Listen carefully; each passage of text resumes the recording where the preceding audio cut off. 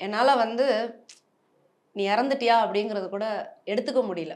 அழகா ரொம்ப அப்படியே சொல்லுவாங்கல்ல, ஒரு தேஜஸோட அப்படியே கண்ண மூடிட்டு தூங்குற மாரியே இருந்தது. அவ்வளோ ஒரு என்ன சொல்றது, இறந்த ஒரு உடல் மாதிரியே இல்ல. எந்த ஒரு ஸ்ட்ரெயின் இல்ல ஃபேஸ்ல. அவ்வளோ அழகா இருந்தது. அந்த ஸ்மைலிங் ஃபேஸ் அப்படியே இருந்தது. அம்மா உட்காந்துருக்காங்க. சார் உள்ள இருந்தாங்க. போய் அம்மாவ பார்த்தேன். I just hugged her and ரொம்ப அழுதாங்க. அழுதக்கப்புறம் அதுவரைக்கும் நானும் என்ன இறுக்கி வச்சிருந்தேன். எனக்கு அதுக்கு மேல தாங்க முடியல. அப்புறம் எந்த தகப்பனுக்குமே இந்த மாதிரி ஒரு சூழ்நிலை வாழ்க்கையில வரவே கூடாது. அது யார் பாரதி ராஜா சாருன்னு கிடையாது. யாரா இருந்தாலுமே தன் முன்னால தான் புள்ள போறத இந்த ஏஜ்ல கண்டிப்பா சகிச்சுக்கவே முடியாத ஒரு விஷயம். ஏன்னா தாய் தகப்பன் எப்பவுமே நம்ம ஆயுளும் பிள்ளைக்கு போயிடணும்னு நினைக்கிறவங்க தான் எல்லாருமே.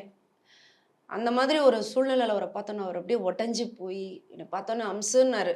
அவர அப்படிதான் கூப்பிடுவோம். அந்த கேரக்டர் நேமே அதான் தெக்கத்தி பொண்ணுல. அதனால அவர என்ன மோஸ்ட்லி அம்சுன்னு தான் கூப்பிடுவேன். அம்சுன்னாரு. எனக்கு முடியவே இல்ல.